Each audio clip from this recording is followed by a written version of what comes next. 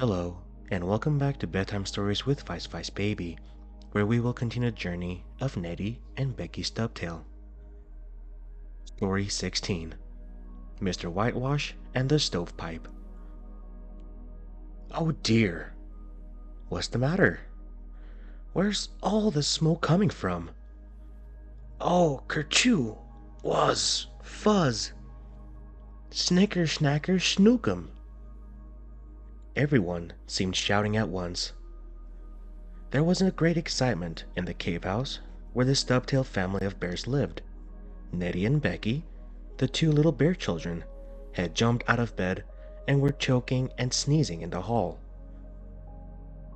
"Why, the house is filled with smoke!" cried out Aunt Piffy, the fat old lady bear, as she puffed so hard because her breath nearly got away from her that she almost slid downstairs. "Is the house on fire?" asked Papa Stubtail as he looked around for a pail of water. "Maybe this is one of Uncle Wigwag's tricks," said Beckie as she wiped the tears out of her eyes. She wasn't exactly crying, you understand, but you know smoke always makes tears come into your eyes. No, there's no fire," called Mama Stubtail from down in the kitchen. "I was getting the breakfast when the stovepipe suddenly fell down.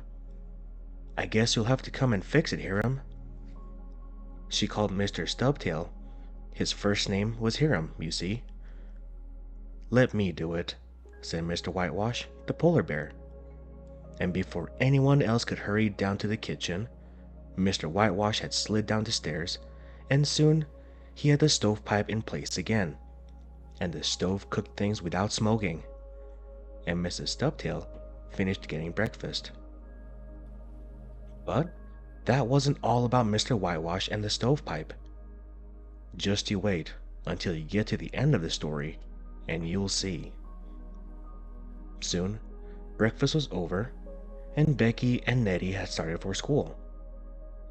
Then Mr. Stubtail went to work, and Uncle Wigwag went over to call on Uncle Wiggily Longears, the rabbit gentleman, to talk about Christmas and Santa Claus. That left Mr. Whitewash home with Mrs. Stubtail, who was washing the breakfast dishes. "How did the stovepipe happen to come down?" asked Mr. Whitewash, curious-like. "I guess it's getting old and couldn't stand up much longer," answered the lady bear. "The first I knew it had tumbled over and the smoke poured out." "Yes, there was lots of smoke," said Mr. Whitewash. "We all were frightened. I must take a look at that pipe." Which he did, putting on his glasses so he could see better. "Huh," he cried after a bit. "I thought so. That stove needs a new pipe. I'll go after it and fix it before the children come home. Then we won't have any more trouble when you get up to get the breakfast, Mrs. Stubtail." "That would be very kind of you," said the lady bear. So off Mr. Whitewash went to get the stovepipe. And very nice he looked too, walking along through the woods and over the fields, with his white fur all combed out like a French poodle when he's had his bath.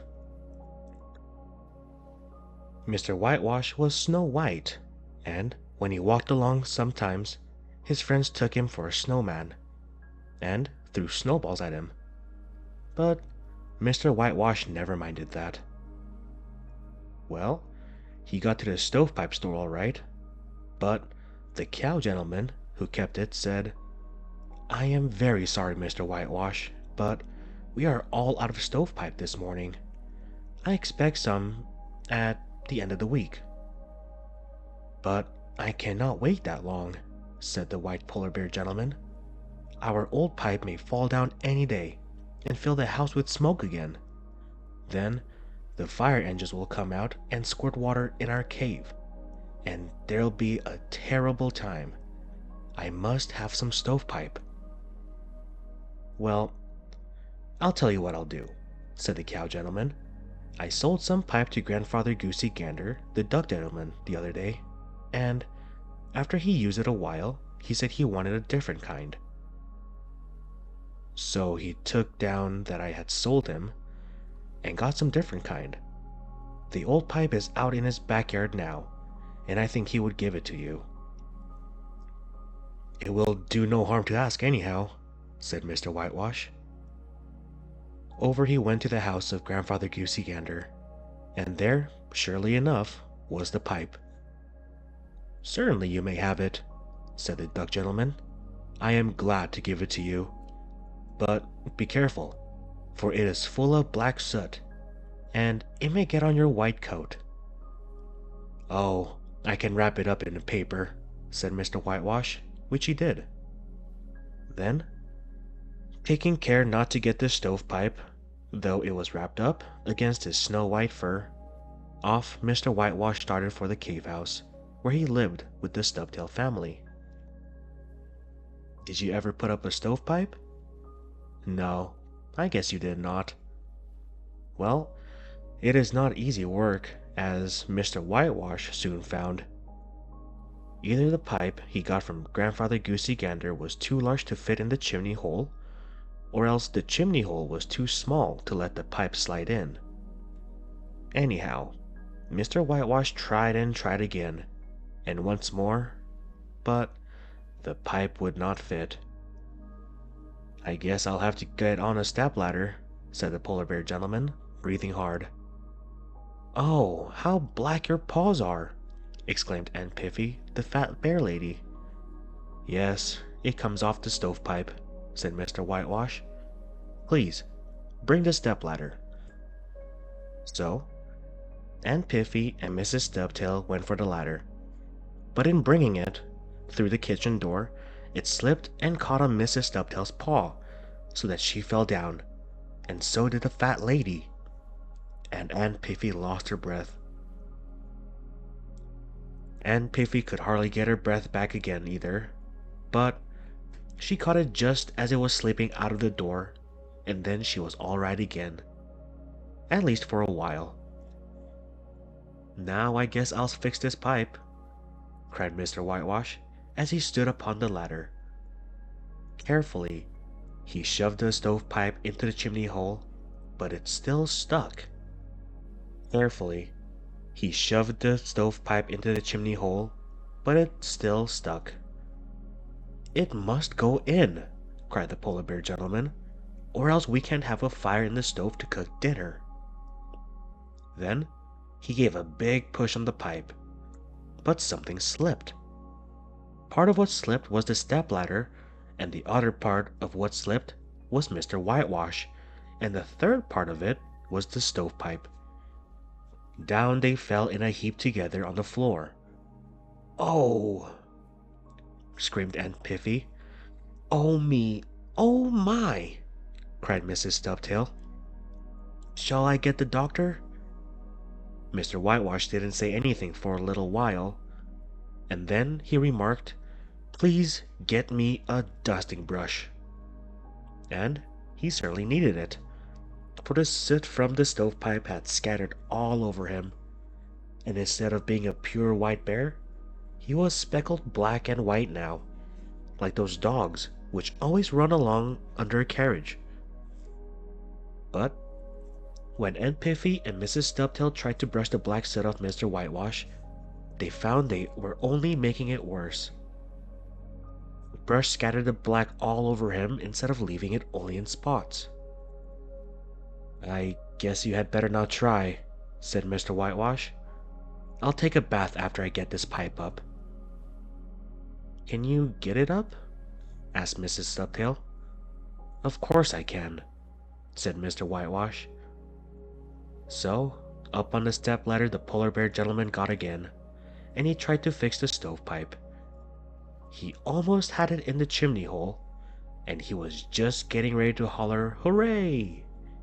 when all of a sudden there was a growling noise at the back door, and Mrs. Stubtail screamed, "Oh, a lion! Here's a lion coming after us!" And she and Aunt Piffy ran in the parlor and hid under the sofa. "Grrr!" roared the lion. "I'm a bad chap from the circus, and I have come after Beckie and Neddie." Then he roared again, and so loudly that he made the stepladder tremble. This shook it so that Mr. Whitewash, the polar bear, fell down again. This time, the stovepipe landed right on top of his head, like the tall silk hat Uncle Wiggily Longears, the rabbit gentleman, wears. And the soot from the stovepipe scattered all over Mr. Whitewash some more, until he was as black as a piece of coal. "Get out of here!" called Mr. Whitewash to the bad lion.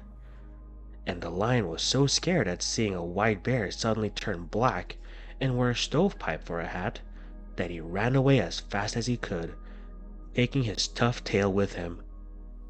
So he didn't get Neddie or Beckie after all, and a little later, Mr. Whitewash got the pipe all nicely fixed. Then he took a bath, for, oh, he was so black.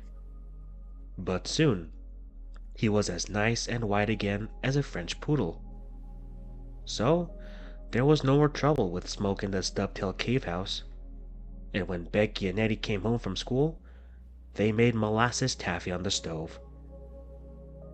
So that's all I can tell you now.